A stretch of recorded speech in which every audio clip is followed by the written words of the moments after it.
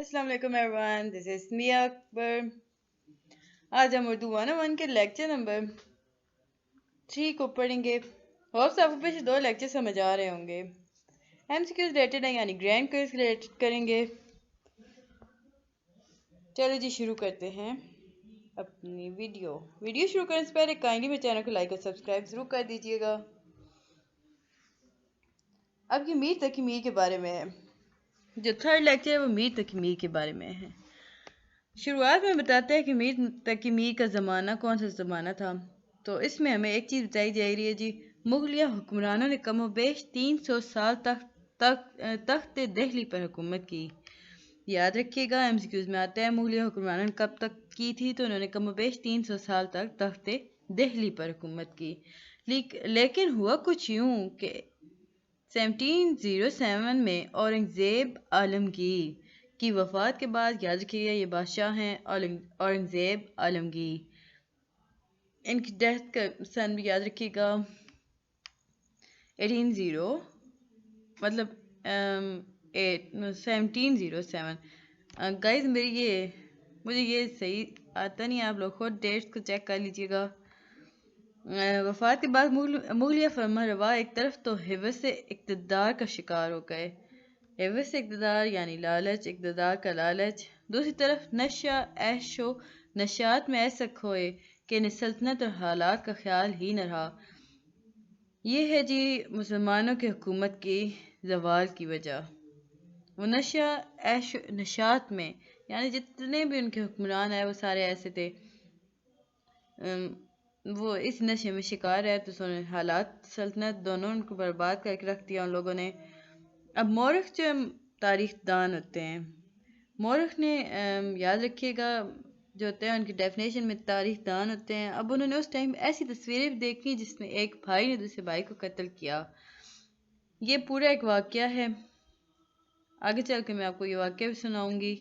एक ने दूसरे की आंखों में सलाइयाँ फिरवा दी, ये इक़्तिदार की वजह से। और यूं मुग़ल फरमारवा जो दुनिया के नाकाबिल शिकस्त होते जा रहे थे, अब ज़वाल का शिकार होने लगे। मुसलमान अपनी ही वजह से ज़वाल का शिकार होते हैं। अब वो जब ज़वाल का शिकार होने लगे, अब क्या हुआ, जो खुशहाली उनका मुकद्दर थे अब कनौतियत की गहरे साए में दबते चले गए। ऐसे में किसी भी आम शख्स नफ्सियात पर खासे गहरे असरात मरतब होते हैं। अब जी यहाँ पे मीर आ चुके हैं, मीर तक मीर दुनिया में आ चुके हैं जी, मतलब शायरी करना शुरू हो गए हैं।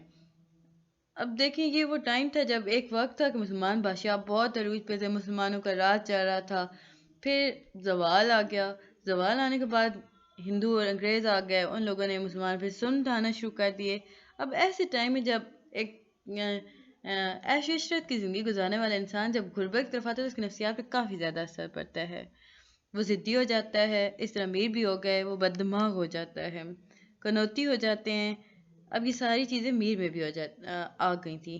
और हम देखते हैं कि मीर की जो ज़िंदगी है ना, या उनकी शायरी है, उसमें दर्द व गम मिलेगा, उन्हें मायूसी मिलेगी।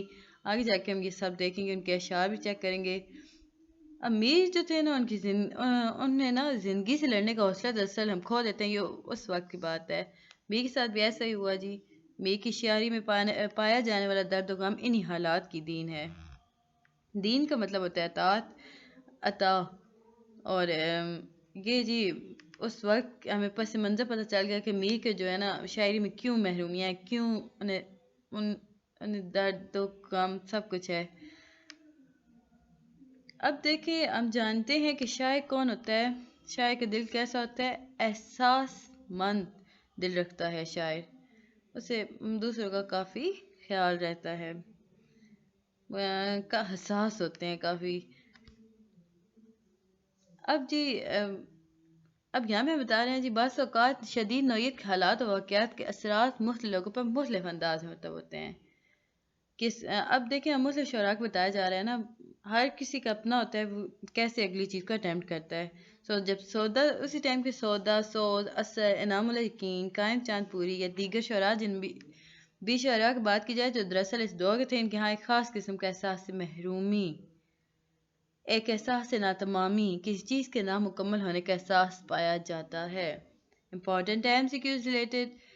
ان میں کیا کون سا احساس پایا جاتا تھا؟ ان میں احساس محرومی پایا جاتا تھا، احساس ناتمامی پایا جاتا تھا، کسی چیز کے نامکمل ہونے کا احساس پایا جاتا تھا. اس کی وجہ سے دہلی کے حالات ہی تھے، کیونکہ دہلی میں جو کچھ چل رہا تھا. بہرحال باقی شعراء کے ساتھ کیا ہوا اس پہ بات کرنا ابھی ضروری نہیں ہے، لیکن ہم اب یہاں میر پہ بات کریں گے. امیر تقی میر کی طرف آتے ہیں جن کے حالات زندگی. میر تقی میر 1722 میں اکبر آباد آگرہ میں پیدا ہوئے.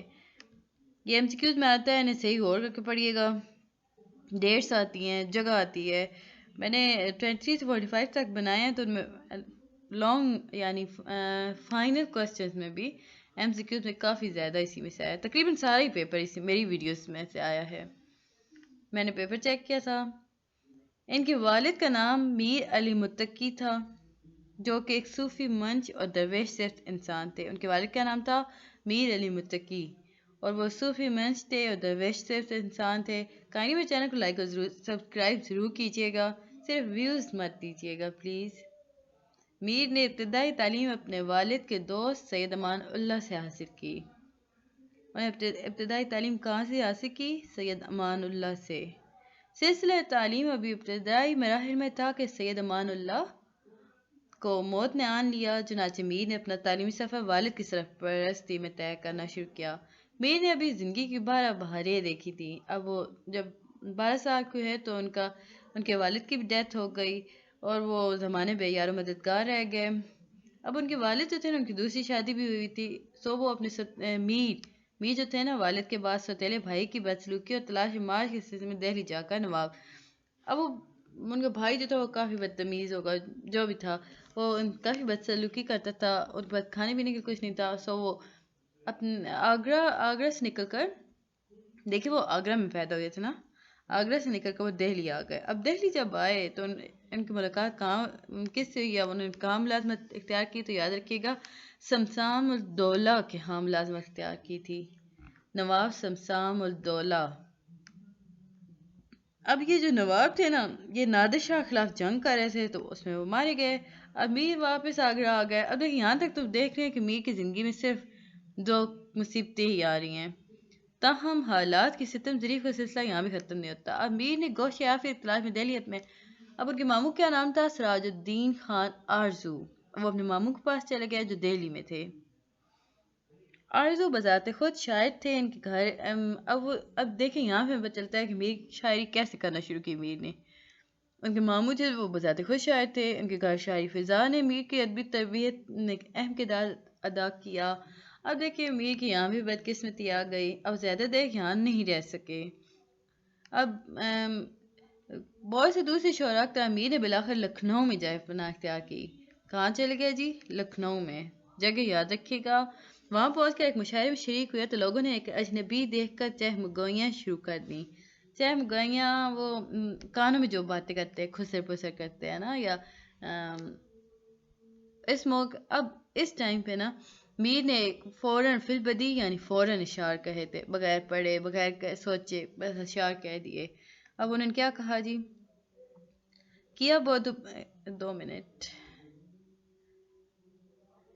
کیا بودباش پوچھو ہو پورب کے ساکنوں، ہم کو غریب جان کے ہنس ہنس کے پکار کے. دلی کا ایک شہر تھا عالم انتخاب، رہتے تھے منتخب یہی جہاں روزگار کے. اس کو فلک نے لوٹ کر ویران کر دیا، ہم رہنے والے ہیں اسی اجڑے دیار کے. اب دیکھیں یہاں پر آ کر میر کے اندر کا دکھ، ان کا غم، وہ سارا اس شعر میں ہم بتا رہے ہیں کہ وہ رہنے والے کہاں کے تھے، اس کو کیا ہوا، مطلب سارا درد. اب جب یہ مشاعرہ انہوں نے کر لیا تو ان خاصی شہرت حاصل ہو گئی. اب یہاں پہ جی نواب آصف دولہ نے 300 روپے ماہوار وظیفے پر دربار پر جگہ دی. میر کو جی اب 300 روپے ماہوار ملنا شروع ہو گئے. میر کی زندگی کافی عرصہ سکون اطمینان میں گزارا، لیکن اب میر کی زندگی کے آخری 3 برسوں میں ان کی بیوی اور بیٹی کی ناگہانی موت نے، انہوں نے وہاں پہ شادی کی. ان کی ایک بیٹی اور ایک بیوی تھی. ان کی اچانک ڈیتھ ہو گئی اور میر کو پھر سے غموں نے آن گھیرا. وہ اپنی ذات میں گم ہو گئے. اب ان کی ڈیتھ کب ہوتی ہے جی؟ 1810 میں 88 برس کی عمر میں وفات پا گئے ہیں. 1810 میں 88 برس کی عمر میں انہوں نے وفات پائی. سودا تو اس زمین میں غزل در غزل ہی لکھا ہوتا ہے تجھ کو میر سے استاد کی طرح۔ اب میر کی ڈیتھ کے بعد نا جو شاعر تھے انہوں نے ان کے بارے میں کافی کچھ لکھا، ان کے اوپر اشعار لکھے۔ اب جیسے ابراہیم ذوق نے لکھا، نہ ہوا یہ نہ ہوا میر کا انداز نصیب، ذوق یاروں نے بہت زور غزل میں مارا۔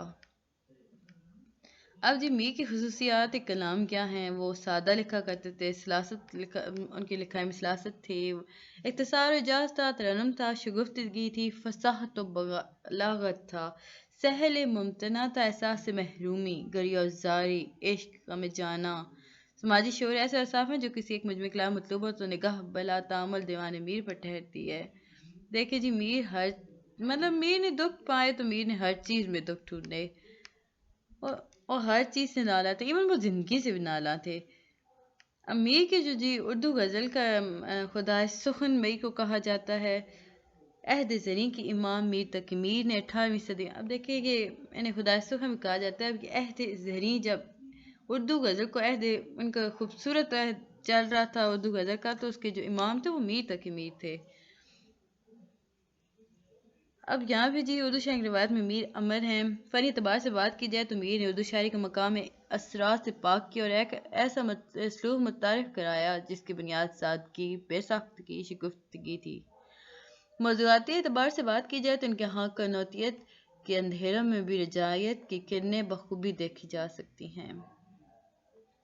اب دیکھیں ایک ایسا انسان، ان کی شاعری میں اس میں انتشار بھی تھا، ذاتی شکست بھی تھی، انفرادی بے چارگی بھی پائی جاتی تھی۔ اب ایک ایسا انسان جس کے بچپن اس کے ابو کی ڈیتھ ہو جائے، ان کے استادوں کی ڈیتھ ہو جائے، پھر ان کے ستیلے بھائی ان پر ظلم تشدد کریں، کوئی سہارا نہ ملے، اب خالو کے پاس جا کے رہیں، پھر وہاں سے واپسی ہو گئی، پھر نادر شاہ کا حملہ ہوا، یہ ساری باتیں میر کو کافی متاثر کیا اور میر کے اندر ایک ہیجان آ گیا، کیونکہ شاید میر کو خود پر زیادہ قابو نہیں تھا، وہ خود پر بہت اعتماد کرتے تھے۔ میر ایک انا پرست آدمی تھے، انتہائی پرعزم آدمی تھے نا، وہ کافی غرور ٹائپ تھے۔ جب یہ سب کچھ ان کے ساتھ ہوا نا تو وہ بددماغی کا شکار ہو گئے، وہ ایک خاص قسم کی مطلب ٹوٹلی ڈپریشن میں چلے گئے، خود کو مطلب سمجھنا کہ سب کچھ میرے ساتھ ہی کیوں ہو رہا ہے، اس ٹائپ کی چیزیں میر سوچا کرتے تھے، جس کی وجہ سے وہ کافی زیادہ چڑچڑے بھی ہو گئے تھے۔ اس کے بعد ہی ہم دیکھتے ہیں میر کہاں گئے۔ میر دہلی گئے، لیکن نادر شاہ کے حملے کے پاس واپس آ گئے۔ اب میر تقی میر نے آگرہ، دلی اور اس کے گرد و نواح مختلف رؤسا کے ہاں کام بھی کیا۔ اچھا، اب جو میر تھے نا وہ کیونکہ بدل چکے تھے تو وہ کسی کو بھی پسند مطلب اکثر وہ اکتا جایا کرتے تھے، سب کے پاس جایا تو کرتے تھے لیکن اکتا جاتے تھے۔ اب ایک مرتبہ میر نے رئیس جوگل کشور، نام یاد رکھیے گا، رئیس تھا، اس کا نام تھا جوگل کشور، ان کے ہاں قیام کیا، اور جوگل کشور اس قدر دلدادہ تھا کہ انہیں خود گھر سے لے کر گیا۔ اس نے میر کی خاصی آؤ بھگت کی، لیکن جوگل کشور نے، یہاں پہ جول کشور لکھا ہوا ہے، یہ غلط ہے، یہاں پہ جوگل آئے گا، جوگل، دیکھیں یہ نیم ہے نا، جوگل کشور نے میر کی شاعری پر خط تنسیخ کھینچ دیا، یہ کہتے ہیں کہ اس کی اصلاح ممکن نہیں۔ اب ایسے قدردان جو وقت کا رئیس بھی تھا، اسے بھی میر نے صرف اسے نکار دیا کہ اس کے خیال میں اس کا کلام ناقابل تنسیخ تھا۔ اب دیکھیں جی وہ جوگل کشور جو تھے وہ خاصی قدردان تھے، انہوں نے ان کی ملاقات راجہ ناگر ملک کے دربار میں لے گیا۔ اب جو راجہ ناگر ملک تھے وہ خود بہت بڑے رئیس تھے، انہوں نے میر کو رکھا، لیکن میر جو تھے نا ان سے بھی بیزار ہو گئے۔ اب دیکھیں، اب بیزار ہونے کی میر نے وجہ یہ بتائی کہ ایک ایسا آدمی کے پاس میں کیسے رہ سکتا ہوں، وہاں سے چلے آئے تو جو اپنے وعدہ پورا نہیں کرتا، اس کے پیچھے پورا ایک واقعہ، انہوں نے وعدے کیے تھے دوسرے راجاؤں سے، لیکن جب اپنا مطلب نکل گیا تو انہوں نے وہ وعدے توڑ دیے، میر نے بھی وہاں رہنا گوارا نہیں کیا۔ اس کے بعد ہی وہ آ گئے ریاست علی خان، یاد رکھیے گا، اسی ٹائم جب انہوں نے میر اس بادشاہ کو یا اس رئیس کو چھوڑا تھا، اسی ٹائم ریاست علی خان نے اپنے پاس بلا لیا۔ اب ہوا یہ کہ ریاست علی خان نے تو ایسے ہی کہا تھا نا کہ میر صاحب کو 2-4 اشعار سنائیں تاکہ میں انہیں گھا سکوں، تو میر کو لگا شاید وہ ان پہ طنز کر رہا ہے، تو میر کو یہ بات برداشت نہیں ہوئی، تو وہ چلے گئے وہاں سے بھی۔ اب وہ جب وہاں سے گئے تو وہ نواب آصف الدولہ کے پاس آ گئے۔ اب یہاں پر جن کا قیام تھا وہ خاصا طویل رہا، انہیں پسند بھی آ گئے وہ، اور آخر عمر میں بھی وہ دراصل لکھنؤ میں رہے۔ اب یہ وہ ٹائم ہے جب ان کی بیٹی اور بیوی کی ڈیتھ ہو چکی ہے۔ اب پھر ایک وقت آیا وہ ان سے بھی بیزار ہو گئے۔ اگر ہم چیک کریں تو بچے کا میر ایک خاص قسم کی بے نیازی کے ساتھ اکڑ پن اور چڑچڑا پن نظر آتا تھا، یعنی وہ اپنے آپ سے آگے کسی کو بھی نہیں سمجھتے تھے۔ وہی چیز بتایا کہ ایک میر کون تھے، وہ خدائے سخن انہیں اردو میں کہا جاتا ہے، اردو شاعری میں یا غزل میں کہا جاتا ہے۔ ان کے یہاں کیا پائی جاتی ہے جی؟ احساس سے محرومی، گریہ زاری، مطلب ڈپریشن میں جو تھے۔ اب جب بندہ ڈپریشن میں ہوتا ہے، اب اسے کوئی ہوا بھی کے ساتھ لگے تو وہ ہوا سے پیچھا کرنا شروع کر دیتا ہے، اسے لگتا ہے کہ ہوا بھی اس کی دشمن ہے۔ سو میر کا بھی یہی حال تھا، اسے ہر چیز میں گریہ زاری کرنا، شوق تو نہیں کہہ سکتے پر چلیں، احساس ان کے اندر احساس سے محرومی تھی بھی، یہ ساری علامات ہوتی ویسے یہ ڈپریشن کی ہیں۔ تو یاد رکھیے گا میر کے اندر ڈپریشن تھا، تو جب ڈپریشن تھا تو MCQs میں اگر آتا ہے ان کے اندر کیا چیز، تو یاد رکھیے ڈپریشن میں احساس سے محرومی ہوتا ہے، انسان کا دل ہر جگہ رونے کو کرتا ہے۔ یہ ہمارا کتا بھونک رہا ہے اسے بڑا تنگ کر رکھا ہے، چلے تھوڑ سے کہ برداشت کر لیے، خاموش نہیں ہوتا ہے۔ ان کے ہاں احساس محرومی تھی، گریہ زاری تھا، گائز خاموش ہو گئے، واو، ہمیں جانا تھا، اور سماجی شعور تھا، تصوف تھا، اخلاقیات۔ دیکھیں جب اب ان کے اندر سب کچھ تھا، لیکن تصوف بھی تھا ان کے اندر اخلاقیات بھی تھیں۔ اب مثال کے طور پر ان کا ایک شعر دیکھتے ہیں، وہ کافی سادہ لکھا کرتے تھے۔ مثال کے طور پر ایک شعر دیکھتے ہیں، سب پہ جس بار نے گرانی کی، اس کو یہ ناتواں اٹھا لایا۔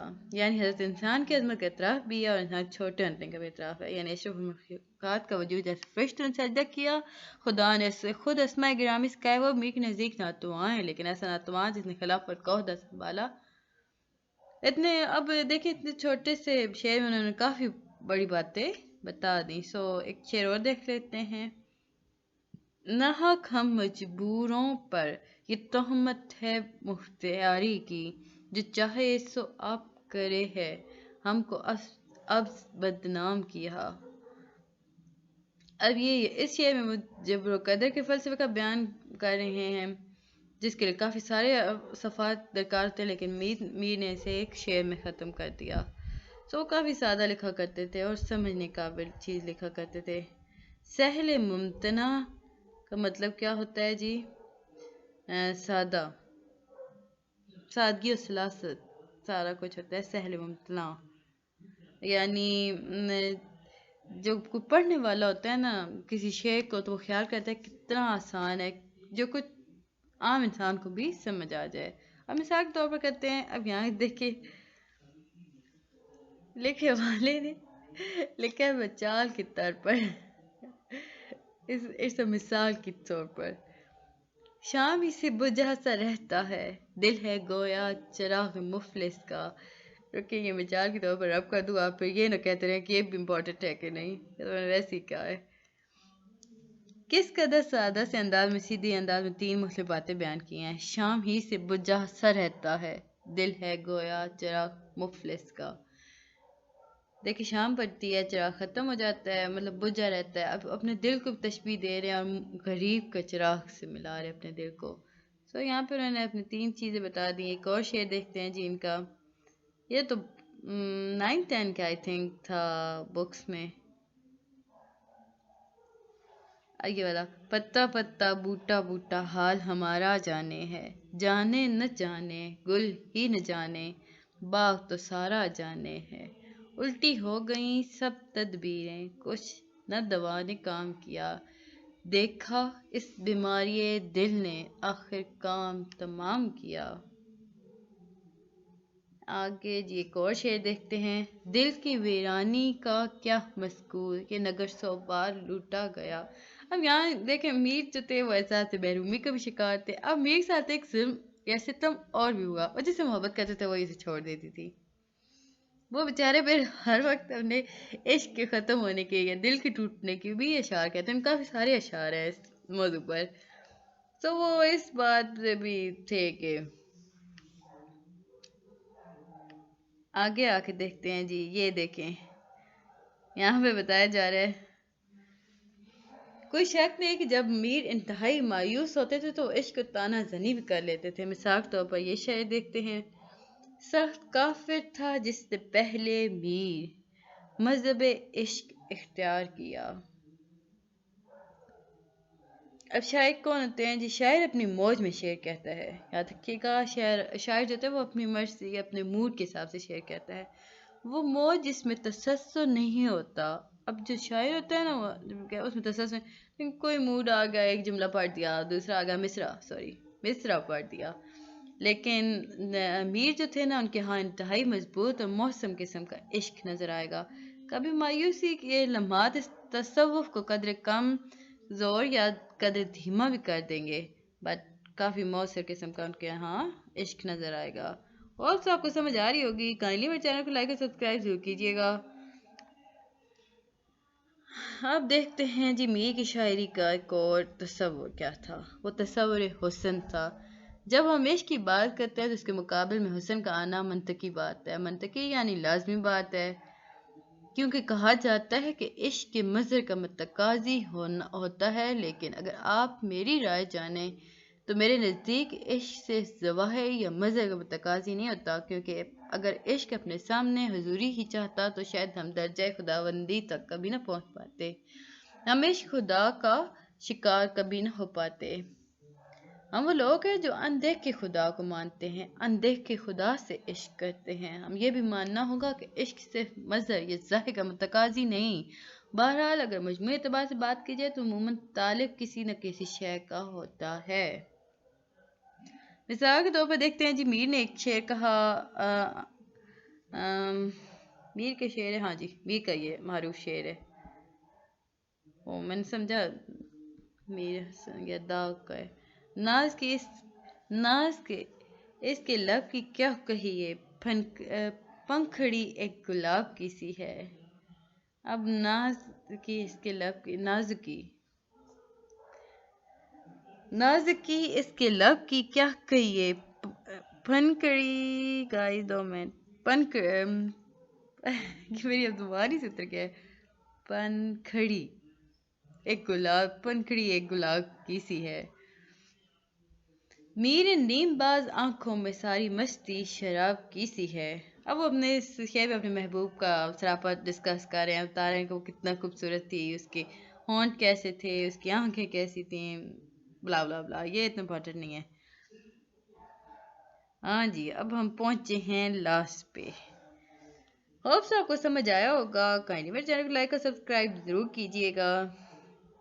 یوں میر تقی میر مذکورہ بالا اشعار میں اور اس کے پہلے کے اشعار میں ان کے دیوان میں جاؤ جیسے اشعار مل جاتے ہیں جن میں ناسودگی کا احساس ملتا ہے احساس سے محرومی احساس سے ناتمامی کا بیان ہے. دیکھیں میں نے بتایا تھا نا کہ میر کیسے تھے.